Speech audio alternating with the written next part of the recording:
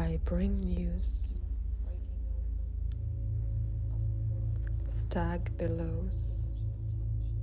My name's Clare Milledge. I'm an artist based in Warrang, Sydney, and I'm standing here in my installation for the Biennale of Sydney Revis, and the installation is called Imbus, a well at the bottom of the sea. When I decided to work on this project and to use the story of the River Shinnon as a point, it became very important to me to involve a lot of the voices that have inspired me. So whether that's the voices of ecologists or voices of poets or songwriters and their connections to the water as well. So the installation that we're standing in is a huge section of silk that has been sewn together. The silk is all known as piece silk, which is a silk that the silkworms are allowed to live their natural cycle in. So a lot of commercial processes use processes where the silkworms actually die as part of that, but this is a much more kind of ethical process. So the silk was hand dyed by myself and a friend, an artist, and we used a traditional fermented indigo vat, which means like we get a big barrel and we put a lot of indigo powder and sugars and things and create a natural, it's like a giant beer almost, but big blue beer, and then we kind of hand dyed the silk in it, and that's why it's kind of got all of these different variances in colour and texture. And this sort of silk shroud that sort of we're in also contains a series of glass paintings. So you've got 1, 2, 3, 4, 5, 6, 7 glass paintings here. And they're all suspended from natural shipping rope. And the hardwood frames are made from reclaimed timber, which is a mountain ash from the Blue Mountains.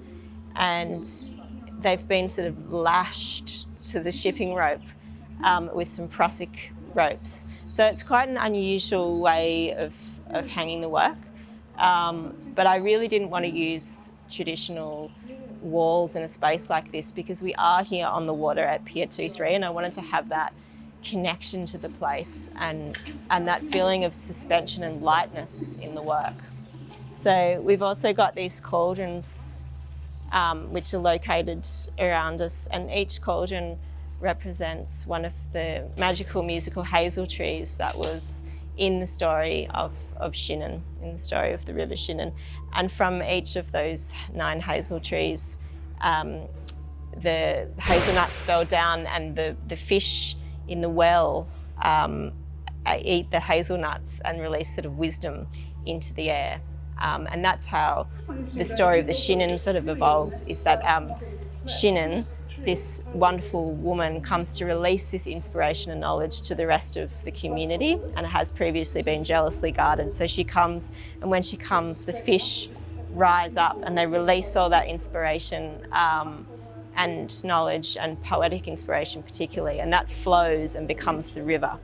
So we have these sort of points that represent that story, and within the sound installation itself we have a lot of specially commissioned poems.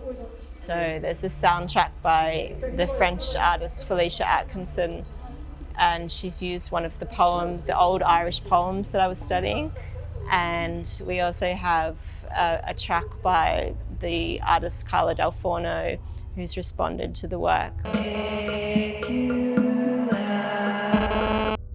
We've got some old poems by the activist and Wiradjuri poet Kevin Gilbert that you'll hear occasionally, and also a couple of his poems, Earth, Summit and Tree, are hanging on the outside of the installation for people to read as they pass through. So poetry is a very important part of the work. We also have an artwork by Snack Syndicate and Tom Smith, which is poetic but musical, and a poem by Tess Alice. The way that that is structured is in relation to the tidal depth of the harbour. So when the water in the harbour is more full, then the frequency of the fieldwork recordings, the play of that is is higher. So the more sound that you hear in the installation, the higher the tidal depth in here. So at times it will become quite multi-layered as the harbour fills with water. There's a couple at the back there that, you know, they have quite a strong blue tint to them, but normally in my work I have it up sort of, there's not as much light coming through, so this is the first time I've had the opportunity to really kind of like open the works up to the light and kind of play with that quality inside this building.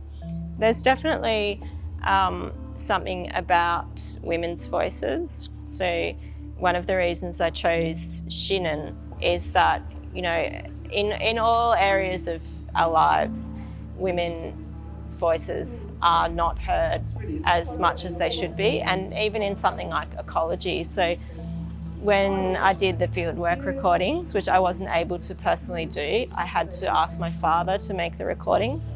And you know, it's very rare that the women's voices are heard. It's much more often that somebody would ask my father to speak, or another man to speak, or that we go along to a lecture or something by a man in this field. So I really wanted the women's voices to be heard. So I have included as many women's voices in this installation as I could, and yeah, and most of the connections that I have here in the installation, most of the artists and participants and ecologists are all connected to my family.